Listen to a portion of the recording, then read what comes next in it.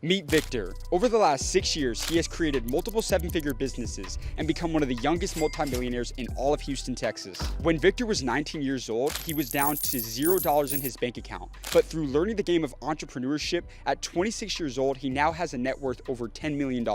I flew out to Houston, Texas to ask Victor the number one thing that has enabled him to go from a $1 to $10 million net worth. Understanding that money is a game.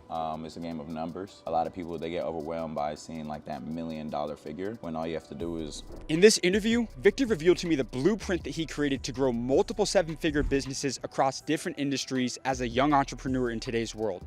You know, one car can turn into two, two turns into four, four turns into a fleet. And you know, you wake up, you get to drive whatever car you want. We have like multiple warehouses, so we can't keep all the cars at one warehouse because there's just so many.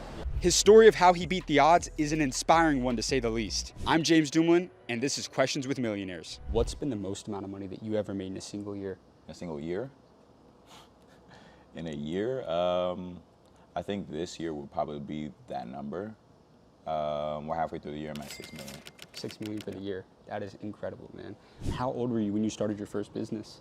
I started my first business when I was 19. And what was it? It was my brand, For the Low Clothing. So like kind of e-commerce? Yeah, e-commerce. For people starting out e-commerce today, for you personally, what was the biggest thing that you really implemented throughout your brand to set yourself apart from the competition? E-commerce can be a very competitive industry. Right. A lot of people trying to make apparel brands. What was your secret to really standing out in a competitive industry? It kind of goes back to like the fail fast method. I would drop clothes literally every week, whether they were good or bad or, you know, whatever sales, it didn't matter. I was just dropping to stay in front of people, where most people, they hold on to a project for 6 months, perfect it, tweak it, but what you have to understand is there's so many distractions going on social media. Nobody's waiting for 6 months for your big project. So when you're dropping every week or twice a week, people just keep seeing you, and then it becomes normal, and you become a part of their algorithm, you know what I mean? Right. So that's what put me like on the next level, because I was in front of people on a daily basis. Right. A lot of people, they'll have a great idea, they'll start that business, but they really struggle to scale it. You know, how have you been able to turn 6 into 7 figures as an entrepreneur? What's the secret of being able to scale from 6 to 7 figures? Understanding that money is a game. It's a game of doubles. It's a game of numbers. A lot of people, they get overwhelmed by seeing like that $1 million figure, when all you have to do is make 10,000 10 times to get to 100, and then make 100 10 times to get to $1 million. So you just gotta take it one figure at a time. Like I said, team or no team, I never used any ads or any budget to necessarily propel my work. I feel like it was more like bootstrapping and just knowing that I'm in the field every single day. And whatever battle it is, whatever opponent we face, we just have to understand that we gotta show up. So consistency was everything. Consistency, I love it. When it comes to sales though, what's been your secret to sales throughout your career? Like if you have a potential client or a customer, maybe they're on the fence and they're leaning towards a no, what's your strategy to really turn a no into a yes? And what's been your, what's your best sales advice for anybody out there? Don't push. Because when you push, it makes them seem like you need them. But in a sense, you want to make it seem like you don't. You know what I mean? Because if you're pushing, they're going to be like, whoa, like, I feel a little, you know, it's strange when someone comes to your house trying to sell you something.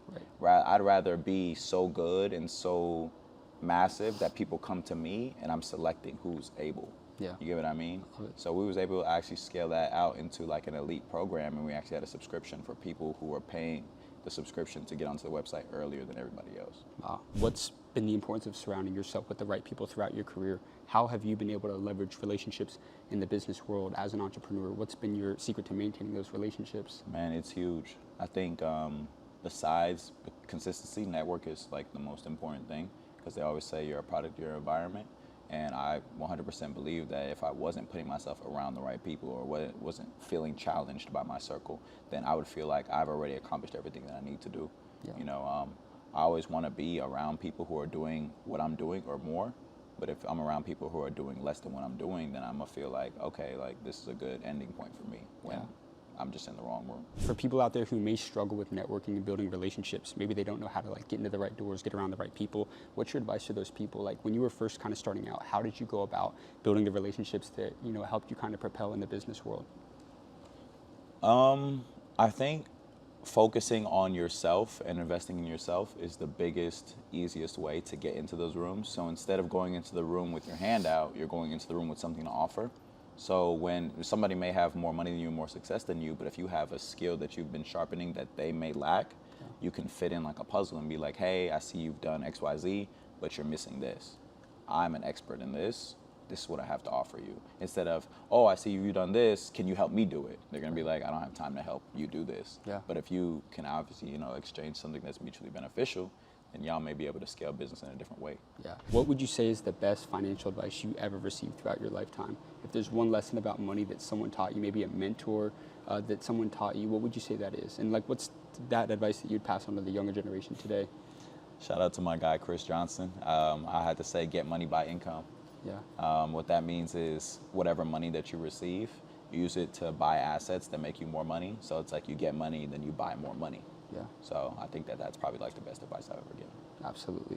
What's the biggest mindset change in your opinion to become a multimillionaire? Like if there was a mindset shift that people need to have, or maybe not just necessarily mindset, but if it's a habit that you've seen consistently throughout yourself and other people around you, what would you say is the biggest mindset change or habit that it takes to become a multimillionaire?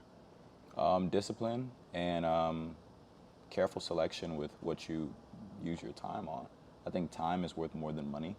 So if you want to amass like a great amount of wealth, I think you have to leverage your time more than anything. And it's so easy to pick the easier things, the more fun things, the things that, are more attractive looking versus the boring, consistent and simple things. But those are the things that get you to the next level. So just being more like selective and decisive and disciplined. Yeah. What do you think is the number one most important skill that every young entrepreneur should learn in today's world? Social media marketing. Social media marketing. I think social media marketing is like the number one catalyst if you're trying to scale a business from 0 to 1 million. Social media is not going anywhere, and if you want to get in front of people for like an expensive amount, knowing how to market yourself is going to get you whatever you need. Yeah. You had to start from zero, right? Everything was taken from you. Your bank account hits zero tomorrow. What's the first step that you would take to really build your empire back and become financially free again? I think the best part about having a solid network is I'll just call one of my friends and be like, yo, loan me 10 grand. I'm gonna just run the whole play again. Probably start a short form business, car detailing or something like that, just to stack up my funds and keep my hands busy. Obviously once I stack that up, then I can dive back into like digital real estate. For sure. How do you really want to be remembered? I want to have a wider reach. I feel like what I'm doing is kind of going under the radar right now. But in 5 years, I want to be a household name, but known for like helping other people like change their like financial career and, just help people learn how to make money and learn more things about business and entrepreneurship. I love it. So I guess where can everybody find you? Social media handles is GOAT_VICC. So GoatVic. That's my handle universally. Absolutely. On every platform. Cool. Guys, thank you so much for tuning in. This is 10 Questions with a Millionaire. Be sure to leave a like and subscribe for tons of amazing content. And click here to watch us ask a commercial real estate multimillionaire how he became wealthy.